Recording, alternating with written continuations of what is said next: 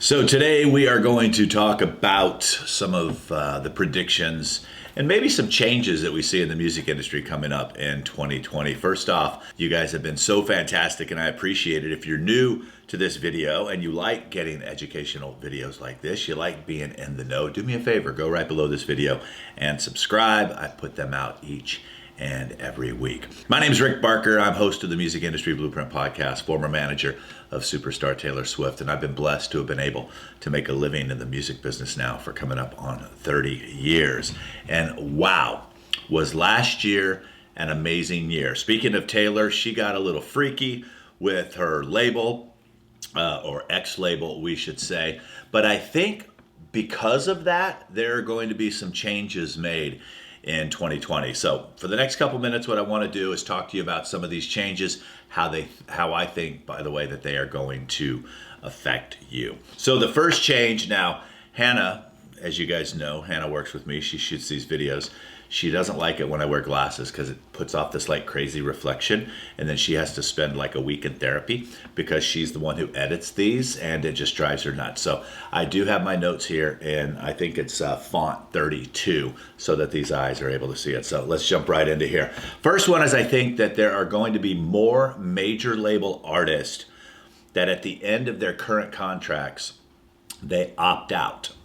And what I mean by that is they are going to opt out for label services deals. Now, their current labels may provide some of those services like marketing and distribution. But I think after what happened with Taylor is that more artists are now going to want to own their recorded works, also known as masters. So 10 years ago, when all this was happening, streaming wasn't even a factor. It used to be that the standard was a 6-album deal. Now those 6 albums would usually run on an 18-month cycle. So we're talking almost 12 years that an artist would be locked down with a record company. So during that time, all of the money spent, you had to recoup. And when you recouped, which means they got all their money back, that you paid back off of your percentage of whatever your record deal was, then you could start negotiating to get some of the rights back to these masters. I think that's all going to change this year.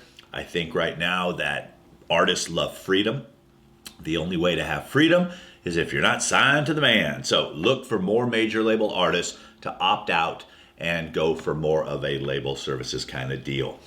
Number 2 is I think there's going to become shorter contracts. I think it's going to become shorter contracts on the management side, on the record company side. Things are happening so fast that no one wants to get locked down right now. The thrill is gone of realizing or thinking that you had to be with a major label or a big time manager in order to be successful. There's so much success that's happening right now on the independent front. I think there's going to become shorter contract lengths. Record company contracts will allow the artist to gain control sooner. Kind of ties back into number 1, but that's such an important piece. That's the one thing I don't think you realize is a strength that you have as an independent artist, is that you own control of your work. You didn't sign it away. In another episode, I'm going to talk about the changes in perception of what it means to be an indie artist. I was reading a great article in Forbes magazine about the gap is getting shorter on what independent artists make and what major label artists make. So we're going to talk about that. So I think that one of those things that's going to happen because of that is that when going into a record deal, if that's the way you choose to go, is you're going to start negotiating the release of your masters back to you sooner. Also, too, I would love to know your predictions for 2020. So in the comments below, feel free to go ahead and chime in at any time. I would love to see them and create a little conversation between us. Let's get to number 4. Crowdfunding companies, I think, are going to kind of disappear. I think that, unfortunately, the mishap that happened with Pledge Music, the fans sending their money, to someone other than their artist, I think makes them nervous. I think that right now companies like Bandzoogle are making it very easy for you to let your fans invest in what it is that you do. I still think that crowdfunding will be around. I just don't think a lot of people are going to continue to use the Kickstarters and the Indiegogos. I think they're going to do some of their own crowdfunding. I also think that term, it's going to be more on the pre-order side. I mean, that was the one thing that Pledge had going for it. They had a great concept of the pre-order, bring the fans in, really engage, create these cool bundles that people could order. It was them taking the money and holding it part that kind of screwed everything up. Plus, you had to pay a percentage. Why should you be paying a percentage when there's now tools for you to be able to do it yourself? I do think that the audience wants to be involved. I do think that they want to support their favorite artist. I'll be talking a lot this year about what it is you need to do in order to start training your audience to support what it is that you do. I still think sometimes we wait for them to figure it out. So we'll talk more about that in another video, but the crowdfunding companies are going to start to go by the wayside. And my fifth prediction, this is something that I really hope happens because I think it will create a better music ecosystem for everyone, is I think record companies are going to start hiring more people that come from the digital marketing world than actually come with a music business degree. I think that they've realized right now that the world has changed and they need to change with it.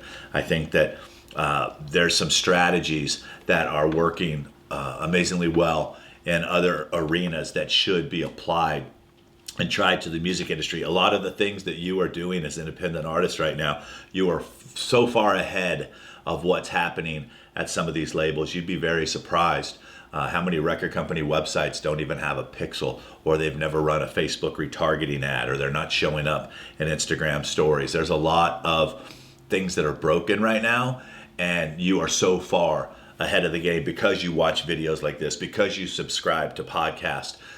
There's a lot going on right now that you are so far ahead of the curve. I just want to applaud you for that. So do me a favor, go down below this video, subscribe, hit the notifications so that you get notified. But more importantly, I want you to go ahead and leave a comment on what some of your predictions are for 2020, or what are some things that you would like to see happen. Because if enough of us get behind it, we can force the change. That's what's cool about any of this stuff. Also too, if you're new to me, I'd love for you to go check out my website. I've got a lot of cool resources there for you. Just go to rickbarker.com. You can also hit me up on Instagram at rickbarkermusic. DM, let me know that you listen to the podcast, and I'll hit you back and we'll start a conversation there. All right, I'll talk to you in the next video.